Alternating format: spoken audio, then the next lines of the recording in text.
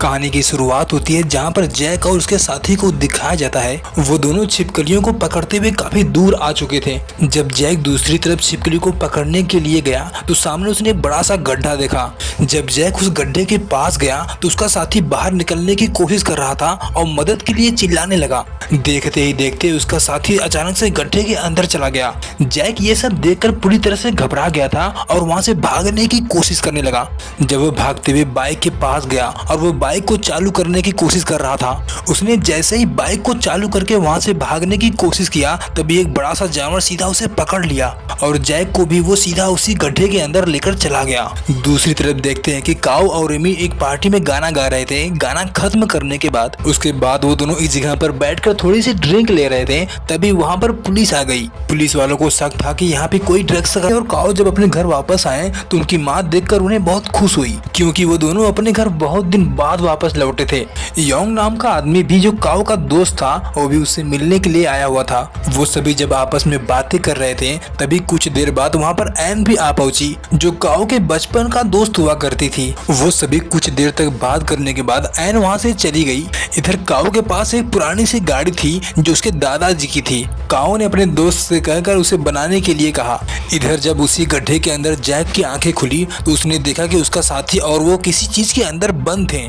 जब उसके साथी की आंखें खुली तो उसने देखा कि वो छिपकली जैक को नोच नोच के खा रही थी और उसके कुछ ही देर बाद उसने उसे भी खा लिया। इधर काऊ अपने दादाजी का फोटो देखकर अपना बचपन याद कर रहा था। जिस जगह पे काऊ रहता था उस इलाके में पानी की बहुत बड़ी समस्या थी। उसके दादाजी काऊ को हमेशा बताया करते थे कि पानी किस जगह पर है और किस जगह पर नहीं है। काऊ ये सब सोच ही रहा था कि तभी उसने देखा अपने मोबाइल में एन अपने चैनल कई लोग अपने औजार के साथ पानी निकालने के लिए पहुंच गए और काऊ भी अपने दोस्तों के साथ वहां पर पहुंचा हुआ था।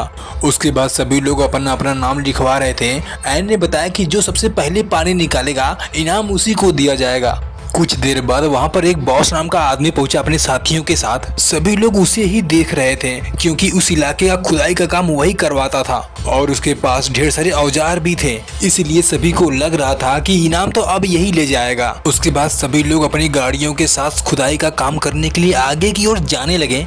उन गाड़ियों की आवाज सुनकर छिपकली भी बाहर की ओर आने लगी। बॉस के दो लोगों को देखते हैं पानी का पता करने के लिए काफी दूर आ गए थे। जब वो दोनों थोड़ा और आगे गए तो जैक का बाइक दिखाई दिया। वो दोनों बाइक देखकर काफी खुश हुए और बाइक लेकर वहां से आगे की ओर जाने लगे। बाइक की आवाज सुनते ही वो छिपकली उनका बाइक को तेजी से भगाने लगे। कुछ दूर जाने के बाद तभी उन्होंने देखा कि सामने एक बड़ा सा गड्ढा आ गया। उसके बाद वो दोनों उस गड्ढे के अंदर समा गए। इधर काऊ अपने दोस्तों से एक जगह पर गड्ढा करवा रहा था। जब वहां पर पानी नहीं निकला तो वो वहां पर रुक गए। इधर तीन लोगों को देखते हैं उन छिपकलियों को पकाकर रात के समय में खा रहे थे। उनमें से एक आदमी हल्का होने के लिए थोड़ी दूर पर गया। तभी उसने देखा कि आसमान में उड़ती हुई एक छिपकली आई और सीधा उसका सर गायब हो गया। वो सर आकर उन दोनों के पास गिरा। वो दोनों देखते ही पूरी तरह से घबरा गए। देखते ही देखते वो सर अचानक से जमीन के अंदर समा गया। उसके बाद वो दोनों भागते हुए गाड़ी के अंदर चले गए। उन्हें लगा कि वो दोनों वहाँ पर सुरक्षित होंगे। उन दोनों के पास गाड़ी की चाबी भी नहीं थी। एक आदमी चाबी लेने के लिए गया। जब वो चाबी लेकर गाड़ी के पास आया उसने गाड़ी को स्टार्ट किया। उसके बाद वो जब गाड़ी से बाहर आया उसे बुलाने के लिए तो वहाँ से गायब हो चुका था। उसने देखा कि उस छिपकली ने उसे मार दिया था और उसके बाद वो छिपकली उसके सामने दिखाई दी। उसके बाद वो छिपकली उसे भी खा गई। जब कुछ लोगों के गायब होने का उन सभी को पता चला उसके बाद एन के एक आदमी ने प्रतियोगिता को रद्द करने के लिए कहा। उसके बाद उसने बॉस को फोन लगाया। उसने कहा कि हम प्रतियोगिता को रद्द करने वाले हैं। तभी बॉस ने धमकी देते हुए कहा मैं 10 लाख रुपए जीतने वाला हूँ और ये प्रतियोगिता बंद नहीं होना चाहिए। सभी लोग बॉस से डरते थे क्योंकि वह एक गुंडा भी था। इधर काऊ दादाजी के मैप के जरिए उस गुफा के पास पहुंच गया। वो धीरे धीरे उसके अंदर जाने लगा। गुफा के अंदर काफी अंधेरा था। उन सभी ने टॉर्च जलाकर आगे की ओर बढ़ते गए। कुछ दूर जाने के बाद उन्होंने देखा कि कोने की एक दीवार पे कुछ काई जमी हुई थी। जब वो तीनों वहां पर गए तो वो तीनों दीवार को टच करके देखने लगे। वहां की दीवारें नम थी और तभी काऊ को लगा कि झरना इस दीवार के पीछे है। उसके बाद वो तीनों काफी खुश हुए। तभी उन्हें शक हुआ कि उनके अलावा वहाँ पर और भी कोई है। जब उन्होंने पीछे देखा तो वहाँ पर कोई दिखाई नहीं दे रहा था और तभी अचानक से वो छिपकली काऊ के साथी को सीधा आके निकल गई। उसके बाद वो सभी मौका देखते ही वहाँ से बाहर भाग के आए। बाहर आते ही उन्होंने उन सभी को वहाँ से भागने के लिए कहा, लेकिन उन सभी को काओ पर विश्वास नहीं हो रहा था। वे सभी लोग काओ को पागल समझ रहे थे। काओ जब एन को वहाँ से ले जाने के लिए कहा तो एन ने साफ इनकार किया। एन भी काओ पर विश्वास नहीं कर रही थी और वो भी वहाँ से नहीं जाना चाहती थी। और तभी अचानक से एक आदमी धीरे धीरे जमीन के अंदर धंसने लगा और अचानक से जमीन के अंदर चला गया। इतना देखते ही सभी लोग घबरा गए। उसके बाद सभी लोग वहाँ से भागते हुए गाड़ी के ऊपर जाकर चढ़ गए। वो छिपकली गाड़ी के चारों तरफ इधर उधर घूमती रही। जब छिपकली उन सभी के सामने आई तो उन लोगों की पूरी तरह से हालत खराब हो चुकी थी। जब छिपकली ने उन पर हमला किया तो सभी लोग नीचे गिर गए। इधर एमी और बॉस मौका तभी एन ने देखा कि वहाँ पर कई लोग फंसे भी हुए थे। छिपकली ने उन सभी को अपने बच्चों के लिए वहाँ पर रखा हुआ था। उसके बाद वो दोनों वहाँ से आगे की ओर बढ़े। इधर छिपकली के सोने के बाद एमी और बॉस बाहर निकले। सामने एक गाड़ी खड़ी थी, वो दोनों वहाँ पर जाना चाहते थे। इधर उधर घूम रहे थे, इन दोनों को रास्ता नजर नहीं आ रहा था। इसके बाद वो दोनों वहाँ से आगे की ओर बढ़ने लगे। इधर छिपकली बॉस को लेकर उसी गड्ढे में आ गई। छिपकली ने बॉस को भी अपनी उल्टियों से ढक दिया था।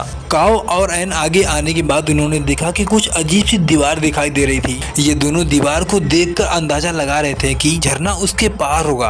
और तभी अचानक से उस छिपकली की आवाज सुनाई दी।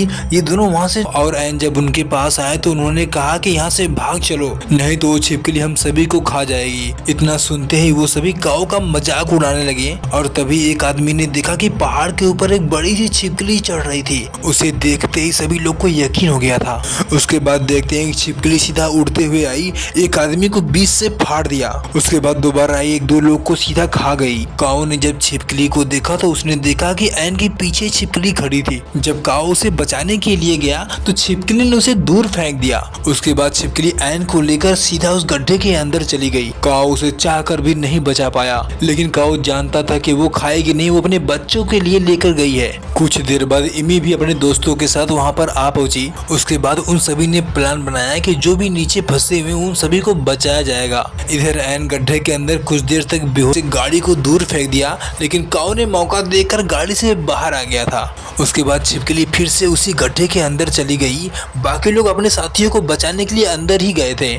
उसके बाद ये सभी अपनी गाड़ियां लेकर आगे की ओर आने लगे। जो लोग भी अंदर गए थे बाकी अपने साथियों को बचाकर बाहर की ओर आ गए थे। जब काओ ने देखा कि बॉस और एन दिखाई नहीं दे रहे थे, बाद में पता चला कि बॉस और एन उसी गड्ढे के अंदर हैं। इधर एन बॉस को लेकर बाहर की ओर आ रही थी, तभी सामने वो छिपकली दिखाई दी। छिपकली को देखते ही बॉस वहाँ से सीधा भाग निकला। उसके बाद एन भी वहाँ से भागने लगी। कुछ देर तक काओ छिपकली के ऊपर ही रहा, उसके बाद वो नीचे गिर गया। लेकिन काओ ने मौका देखते ही टंगार से फिर से एक बार उस पर हमला कर दिया। हमला करने के बाद वो दोनों वहाँ से भाग निकले। छिपकली ने भी उनका पीछा कर लिया था। वो दोनों भागते हुए इस जगह पर जाकर छिपे हुए थे और कुछ देर बाद वहाँ पर छिपकली ने एन को पोंछ में लपेटकर ऊपर उठा लिया था। उसके बाद वो उसे खाने ही वाली थी, तभी काओ ने उस पर गोली मार दी। उसके बाद वो उसे लेकर वहाँ से भागने लगा। कुछ दूर जाने के बाद काओ ने बम का बटन दबा दिया। बम फटते ही ढेर सारा पानी अंदर की ओर आने लगा था। उसके बाद वो दोनों भागते हुए ऊपर की ओर चढ़ रहे थे, तभी छिपकली भी वहाँ पर आ गई। छिपकली काओ को पकड़कर खाने की कोशिश कर रही थी, तभी पानी का तेज बहाव छिपकली को अपने साथ बहा ले गया। इसके बाद ये दोनों वहाँ से बाहर आ गए। तभी वहाँ पर एमी भी अपने दोस्तों के साथ आ पहुंची। देखते ही देखते ढेर सारा पानी अंदर से बाहर की ओर आने लगा। उसे देखते ही सभी लोग बहुत खुश हुए।